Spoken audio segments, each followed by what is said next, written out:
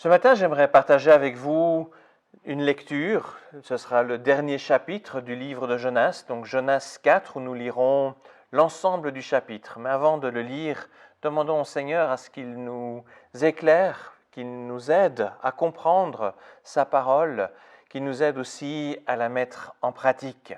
Prions. Ô Seigneur Jésus-Christ, toi qui as donné ta vie pour nous racheter, ta personne comme exemple, ta parole comme loi, ta grâce comme guide, ton corps sur la croix pour le péché de notre âme, entre dans notre cœur et prends-en possession et demeure avec nous pour toujours. Que ta parole fasse porter du fruit et que tous puissent voir que c'est toi qui vis en nous. Amen. Lisons donc Jonas 4, les versets, à partir du verset 1 jusqu'au verset 11. Jonas prit très mal la chose et se mit en colère. Il adressa cette prière au Seigneur. « Ah Seigneur, voilà bien ce que je craignais lorsque j'étais encore dans mon pays, et c'est pourquoi j'ai fui vers Tarsis. Je savais que tu es un Dieu bienveillant et plein de tendresse, lent à la colère et d'une immense bonté, toujours prêt à revenir sur tes menaces. Eh bien, Seigneur, laisse-moi mourir, car je préfère la mort à la vie. » « As-tu raison d'être en colère ?» lui demanda le Seigneur. Jonas sortit de la ville et s'arrêta à l'est de Ninive. Là, il se fit une cabane à l'abri de laquelle il s'assit. Il attendait de voir ce qui allait se passer dans la ville. Le Seigneur Dieu fit pousser une plante plus haute que Jonas pour lui donner de l'ombre et le guérir de sa mauvaise humeur. Jonas éprouva une grande joie.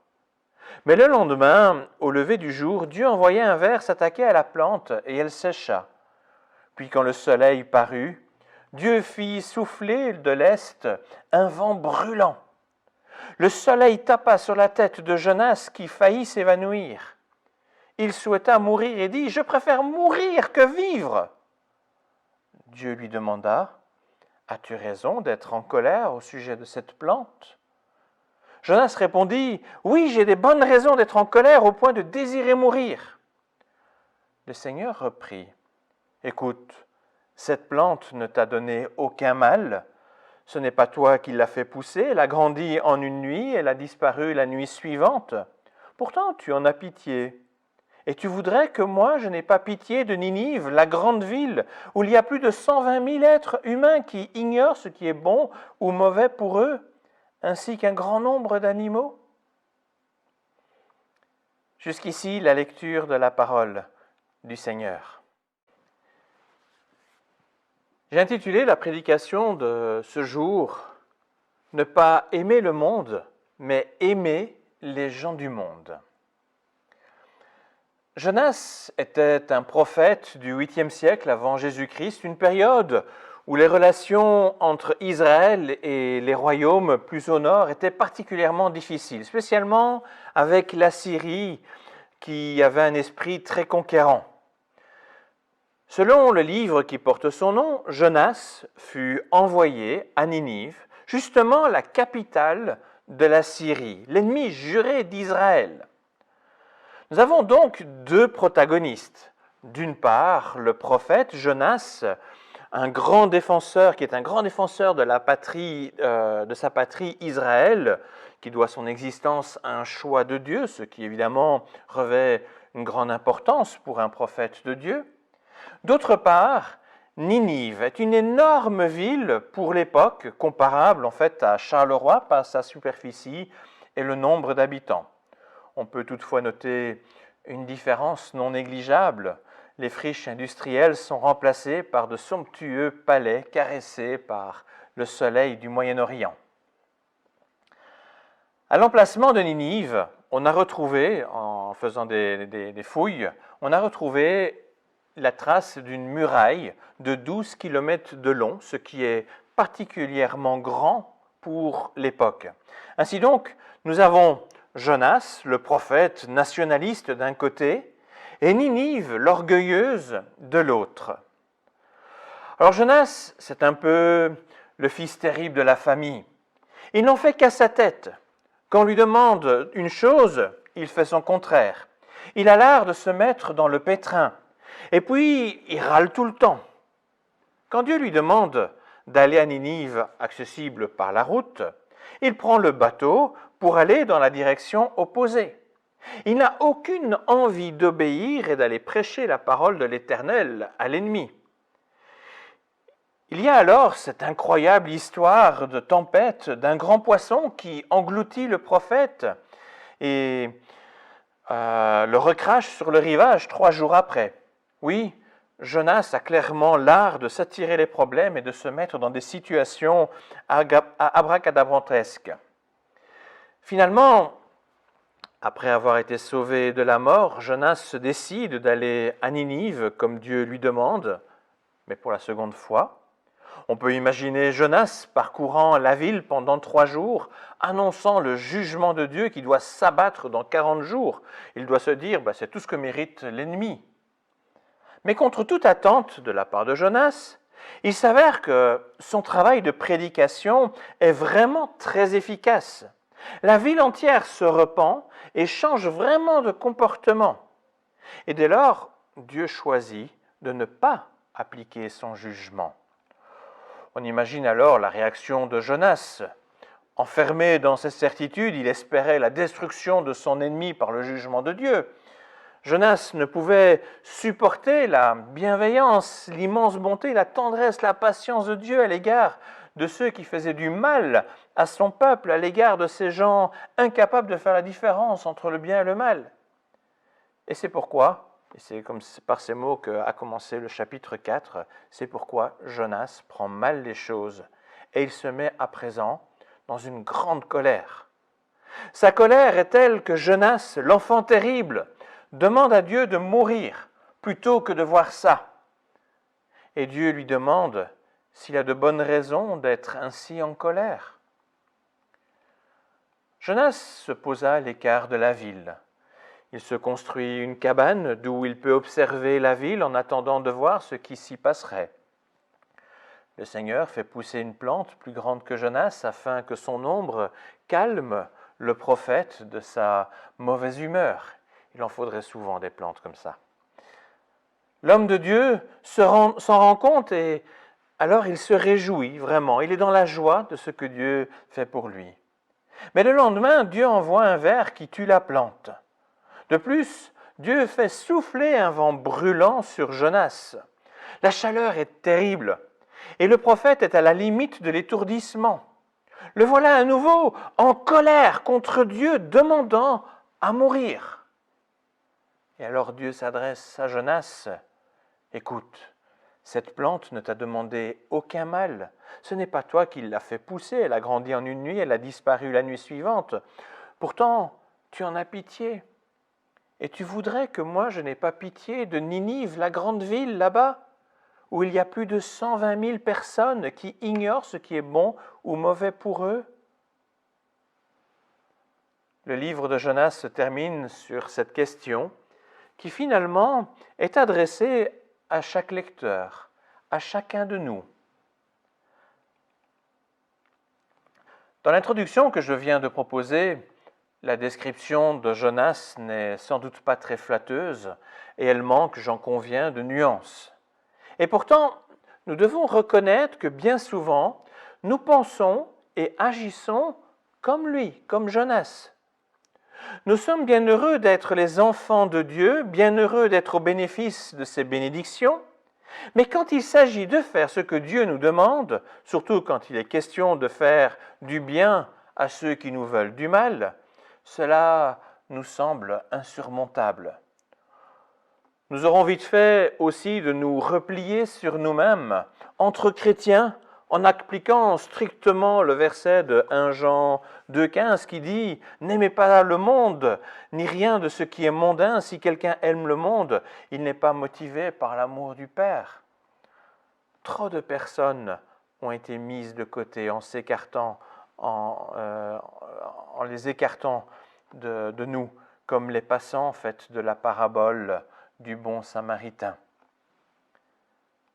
Que dire aussi de notre mission d'apporter la bonne nouvelle jusqu'aux extrémités de la terre?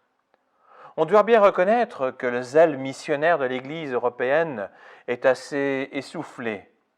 Et même oser partager le message de l'Évangile autour de nous semble insurmontable pour beaucoup.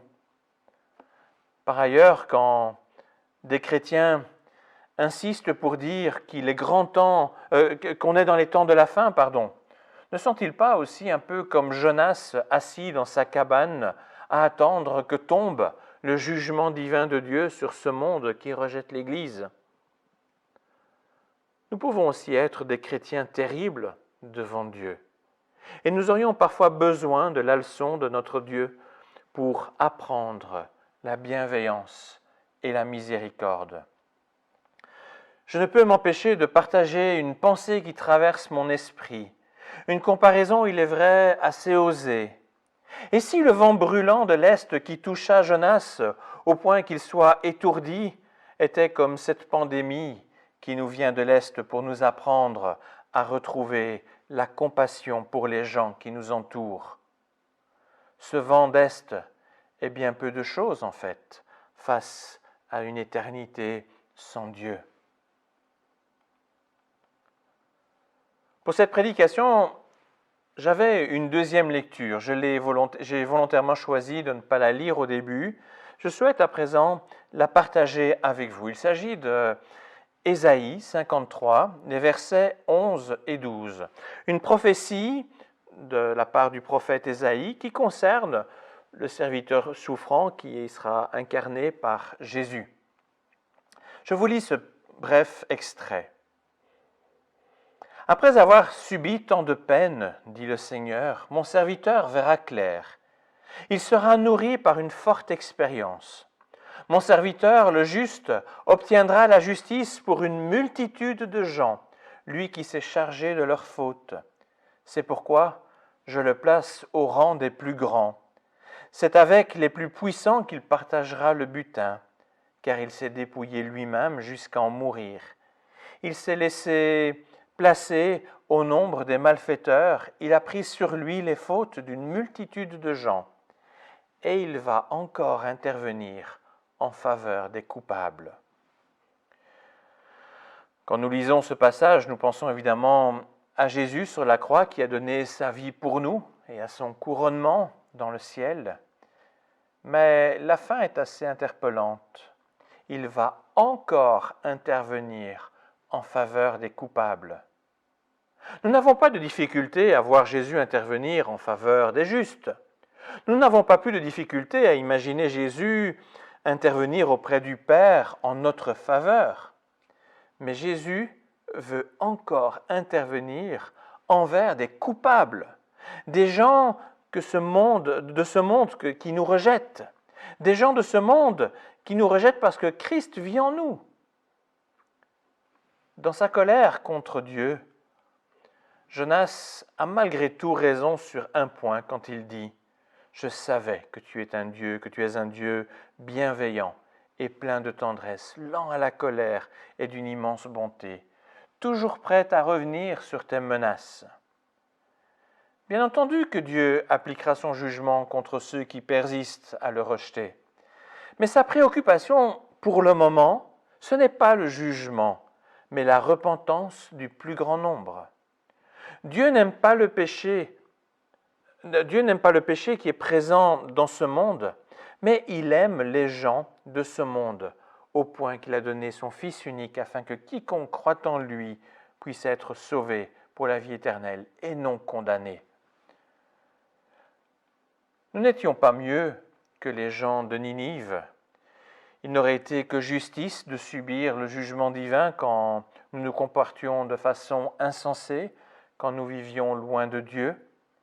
Et heureusement pour chacun de nous, Dieu est bienveillant, plein de tendresse, lent à la colère et d'une immense bonté. Nous étions des gens du monde, et dans sa grâce, Dieu a fait de nous ses enfants. La colère de Jonas est comparable à la colère du deuxième fils dans la parabole du fils prodigue. Il se met en colère car il n'accepte pas la bonté de son père envers celui qui n'était plus son frère. Mais le Père nous appelle à nous réjouir quand un fils perdu revient à la vie, quand il revient dans la famille. Le Père sait les souffrances endurées par le Fils fidèle à cause du comportement du Fils insensé. Il les appelle pourtant les deux à la même table de la fête. Quand vous demandez à un non-chrétien qui connaît un peu la Bible quel passage le touche le plus, vous verrez que pas mal citeront Matthieu 5, 44. Et quand vous demandez à des chrétiens qui connaissent un peu la Bible quel passage est parmi les plus difficiles à appliquer, mais beaucoup vous citeront Matthieu 5, 44. Ce qui pour les uns est le plus merveilleux est pour les autres le plus insensé, le plus difficile. Alors je vous lis ce fameux verset ainsi que le début du suivant. Moi je vous dis, aimez vos ennemis et priez pour ceux qui vous persécutent. Ainsi vous deviendrez les enfants de votre Père qui est dans les cieux. Alors plutôt que de passer son temps à essayer d'interpréter telle ou telle mesure anti-Covid comme un signe de la fin des temps, plutôt que de nous lamenter dans notre cabane comme Jonas en attendant que tout cela se termine, et si nous mettions en pratique ce que Jésus nous demande ici? Aimez nos ennemis, priez pour ceux qui nous persécutent. Concrètement, cela veut dire quoi? Je ne vous invite pas à aimer et à prier pour la vie du coronavirus appelé Covid-19, bien sûr que non. Mais concrètement, je vous propose 3 choses. Premièrement, demandons à Dieu qu'il nous donne la force d'aimer ceux qui nous entourent, les gens du monde avec qui nous sommes en contact immédiat, les aimer au point de vraiment souhaiter le salut de leur âme. Deuxièmement, prenons du temps pour prier avec persévérance, des semaines, des mois ou plus s'il le faut, pour ces gens que Dieu aura mis dans notre cœur, ces gens pour lesquels Dieu nous poussera à prier. Ne soyons pas surpris que des opportunités nous soient données pour parler de notre foi. C'est en fait une manière possible par laquelle Dieu répond à notre prière. Troisièmement, pensons aussi aux personnes chrétiennes ou non qui nous ont blessés. Et remettons-les aussi dans la miséricorde et la bonté de Dieu.